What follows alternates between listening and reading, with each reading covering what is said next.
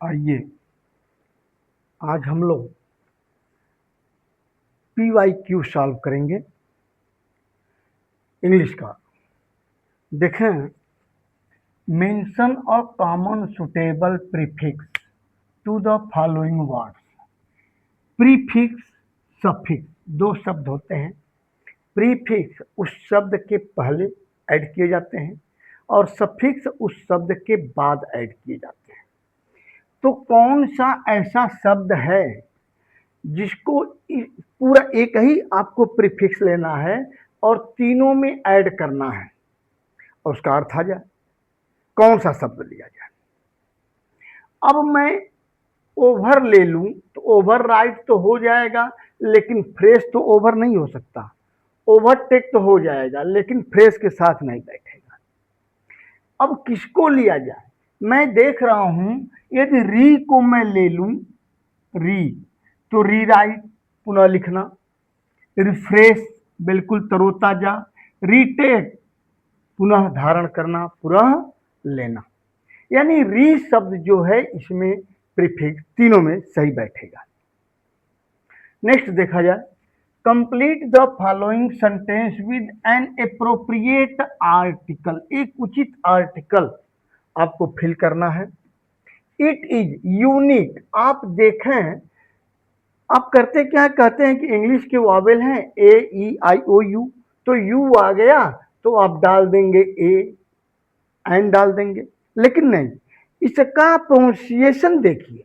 आप इसको पढ़िए, प्रोनाउंसिएट करिए, यूनिक तो RIU से।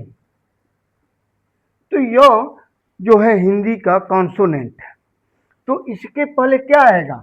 ए, न कि एन। अयूनिक अपॉर्चुनिटी।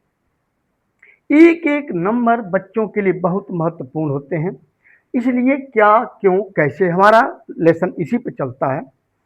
आइए देखें, identify the voice.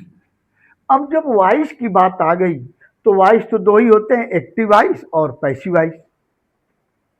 Active voice में वर्ब के तमाम फॉर्म होते हैं, वो अलग बात है, लेकिन पैसिव वॉइस में केवल एक ही फॉर्म है। कौन सा? बी प्लस वर्ब का थर्ड फॉर्म। तुरंत आप देखें, बी मतलब is, am, are, was, were, shall be, will be, ये जो होते हैं मे बी, मॉडल के साथ भी लग जाएंगे। और इसमें तो बी के फॉर्म प्रेजेंट और पास्ट में इज, एम, आर और वाज, वर है। तो यदि पैसिव वॉइस होगा तो बी के साथ वर्ब का थर्ड फॉर्म लगेगा। यदि ऐसा नहीं है तो एक्टिव वॉइस होगा। आइए देखा जाए, Alexander Graham Bell invented verb का सेकेंड फॉर्म है द टेलीफोन। यह इन्वेंटेड वर्ब का थर्ड फॉर्म भी हो सकता है, इन्वेंट, इन्वेंटेड, इन्वेंटेड। आप कहेंगे तो सर थर्ड कैसे हम पहचाना कि सेकेंड फॉर्म है थर्ड फॉर्म है? यदि कोई एक्सरी वर्ब यहां नहीं आया है तो निश्चित रूप से वर्ब का सेकेंड फॉर्म होता है। यदि थर्ड फॉर्म हो तो दो स्थितियां हो सकती हैं, या तो बी लगेगा या हैव का फॉर्म लगेगा, हैव यानी हैज, हैव, हैड, इसमें से कुछ होगा, तभी यहां थर्ड फॉर्म हो सकता था। इसमें से कुछ भी नहीं है, इसका मतलब ये सेकेंड फॉर्म है। और सेकेंड फॉर्म केवल आपको चेंज करने को नहीं कहा, इतना ही कहा आइडेंटिफाई, पहचानिए। इसका मतलब ये क्या हो गया? Active voice. क्या हो गया? Active voice. ओके, आइए देखा जाए, is sweet in the following sentence और पार्ट ऑफ सब्जेक्ट।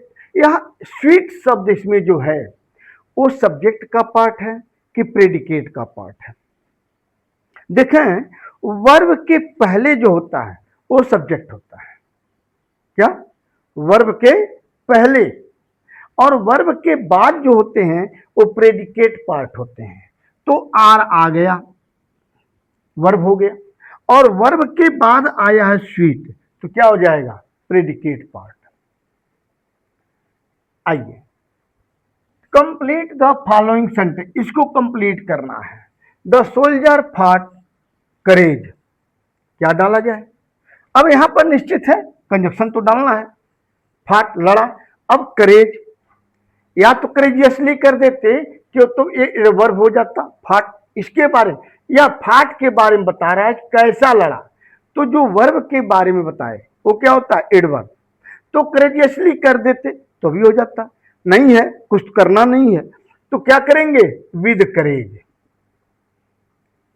क्या कर देंगे विद करेज।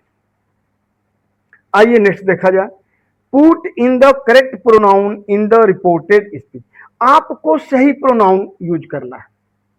आइए देखें, नरेशन में आप जानते हैं 5 चेंजेज आप करते हैं। पहला तो रिपोर्टिंग वर्ब, इसको हम कहते हैं जो कामा के बाहर है इसको हम कहते हैं रिपोर्टिंग वर्ब, इसको चेंज करते हैं। तो से के बाद टू लग जाए तो हम टेल का फॉर्म यूज कर देते हैं। तो यहाँ पर सैड है वर्ब का सेकेंड फॉर्म, तो सैड का क्या हो जाएगा टोल्ड, और यहाँ पर टू लगा ना तो टेल का फॉर्म यूज करें, तो सैड सेकेंड है तो क्या हो गया टोल्ड, एक चेंज आपने कर दिया, पूरा मैं बकायदे बता दे रहा हूं।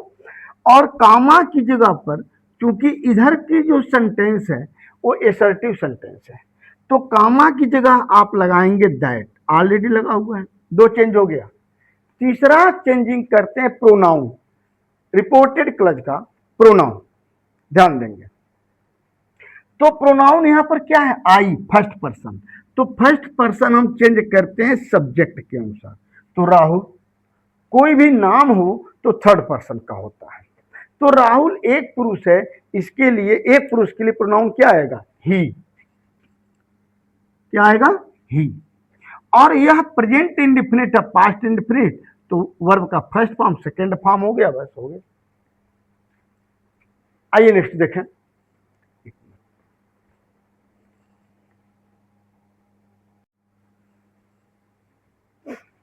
नेक्स्ट देखिए,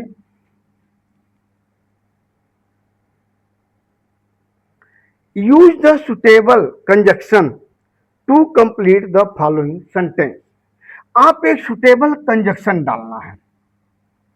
ही वॉज नॉट ओनली पनिश, देखें नॉट ओनली के साथ एक ही शब्द है, यह पेयर में चलता है, जैसे आइदर आर, नाइदर नार, उसी प्रकार not only but also, but also. हाँ यहां पर एक चीज और ध्यान देना है, बट आल्सो 3 फॉर्म में यूज होता है, पूरा पूरा बट आल्सो भी आप यहां डाल सकते हैं, केवल बट को यहां लिख करके आल्सो को मैं यहां पर लिख दिया, ऐसा भी कर सकते हैं। और तीसरा आल्सो को मैं हटा देता हूं, केवल बट लिख देता हूं। ये तीनों फॉर्म अच्छी तरह जान लीजिए, क्योंकि बैंक में ऐसा करता है, केवल बट लिख देगा आल्सो समाप्त कर देगा, या आल्सो को प्राय बैंक में तो आल्सो को समाप्त कर देता है।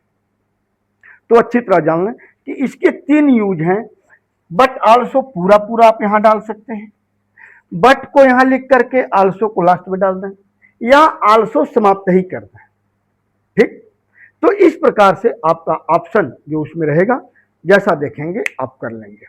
यदि आपको एक चीज पसंद आ रही है कि आपका जो लेसन है क्या क्यों कैसे पर आधारित करके आपको बताया जा रहा है, यदि आपके लिए यूजफुल है तो सब्सक्राइब यदि न किए हो तो सब्सक्राइब कर लें, लाइक कर लें, और कमेंट जरूर डालिए कि आपको कैसा लगा और किस टॉपिक पर आप वीडियो चाहते हैं, मैं उस पर आपको प्रोवाइड करूंगा। थैंक्स।